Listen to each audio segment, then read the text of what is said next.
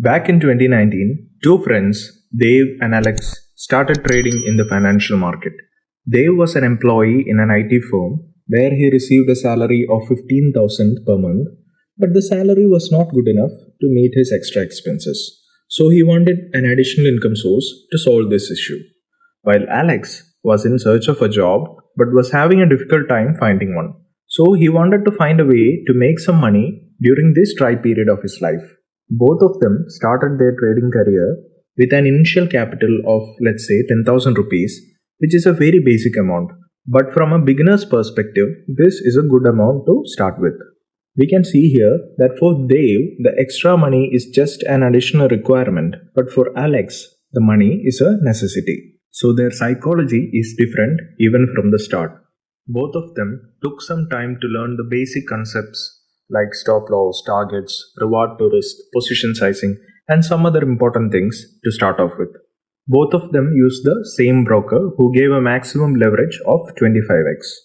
Dave was very realistic about the amount of money he wanted to make at the end of the month from his trading capital.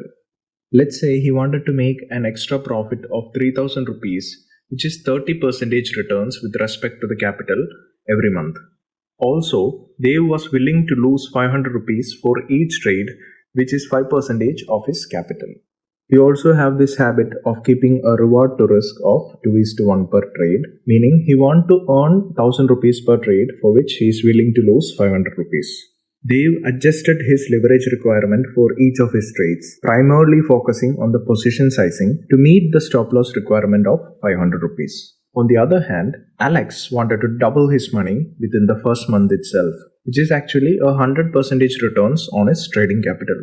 So he took full leverage of 25x from his broker, meaning he can now trade shares worth 2.5 lakh rupees. And he never hesitated to use the full potential of leverage and purchase shares for the full leverage of 25x. Even though he had the idea of position sizing, reward to risk, and stop loss in theory, all he was bothered about was the reward at hand and not about the proportionately equal risk he was carrying.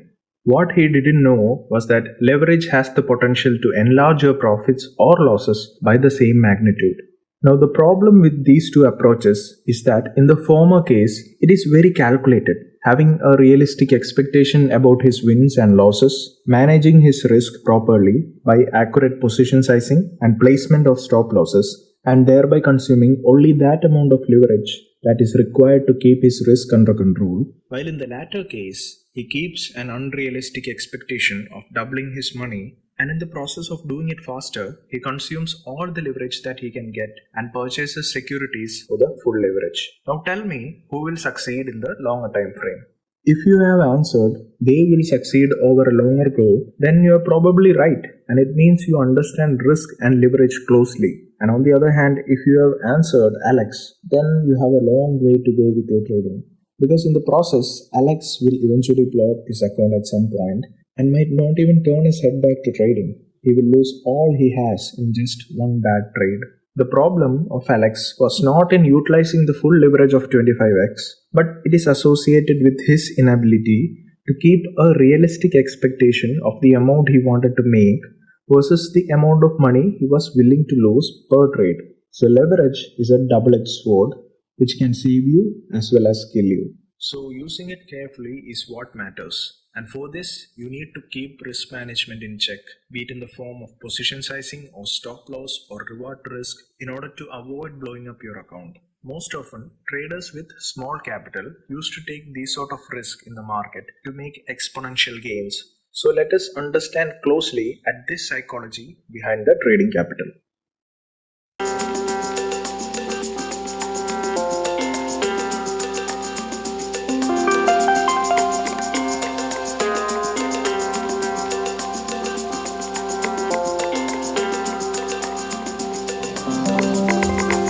How much capital does one need to start trading? Every person who is new to trading asks this question. But is it the right question to ask? The answer may not be as obvious as it seems.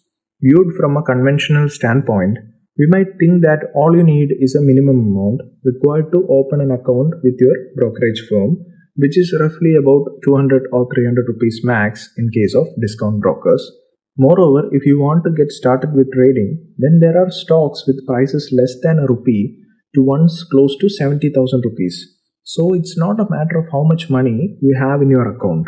The capital requirement will vary whether you will be trading in stocks, options, or future contracts, or perhaps a combination of these vehicles. It is important to realize, however, that merely meeting the minimum account size to participate in any of these products does not necessarily put you in a good position to begin a trading career. So, a more logical question should be asked upfront. That is, how much money do I need? Not in my trading account, but in my bank account. Of course, the nature of this question is very different from asking how much one needs to merely start trading, and answering this question may require a degree of personal reflection and maturity, which goes much deeper than just calculating how much you have to put in your trading account. Suppose a novice trader has 25,000 rupees to put into his trading account, but not a single penny more to compensate it if he or she loses all by trading poorly. Under such circumstances of losing all the capital, it is almost impossible to accept, and it could even end that person's trading career, just like the example we saw in case of Alex. So can you expect to trade under such a threat or a fear that this is all the money I have and under no circumstance am I allowed to lose it all? Probably you won't be able to trade well under such a situation. And because confidence is crucial to anyone who seeks success at trading, and one of the few things that undermine a trader's confidence so thoroughly is the lingering fear of losing money. It's like trading with a gun pointed on one's head. And think about the pressure of losing under such a circumstance. It perfectly describes a trader who is barely able to cover his monthly households or his business expenses while trying to get good at his or her trading skills with a limited capital. This is a problem that has stripped many beginners. It makes success far more difficult to achieve when steady profits are needed just to pay your monthly bills. So it's far better for a new trader to be financially secure from the start. Secure enough to the point that an entire year spent without a profit on the learning curve would not impact your lifestyle or threaten your financial security. This means that you should have enough money in your bank account to manage your and your family's expense over a period of an year or two, so that even if you are not making considerable profits, you won't be in a tight spot, or that you won't have that feeling of a gun pointed on your head. So the overall idea is to not fool yourselves into believing that merely meeting the minimum capital requirement in trading will suffice. In fact, in India, for a middle class family of 4 people, without having to pay a house rent, will cost around 1 lakh rupees per year on an average just to meet the household expenses. So the idea is that you should have 1 lakh or more than 1 lakh for any unprecedented medical expenses in liquid savings in your bank to see through your first year of trading. This is a minimum requirement, and this is of course in addition to the sum you will use to fund your trading account. So having a sufficient sum in the bank account to meet a year's worth of living expenses will provide you with a cushion against the adversity as well as a psychological barricade against the ups and downs, which is a normal part of every trader's learning curve. Another way to cope up with this scenario is to continue trading while working for a salary. This will give you the comfort of a stable income every month so that you don't have to rely entirely on trading to meet your expenses. And once you are experienced and confident enough with your strategy and risk management, and you have a good amount of money in your bank account, then you can think of quitting your job and decide to trade full time.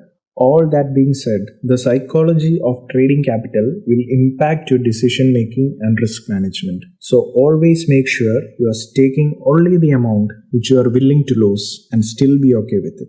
I hope this video gave some insights for improvement. If it did, please do like the video, subscribe to the channel, and do not forget to press the bell icon to enable notifications so that you won't miss out any further videos.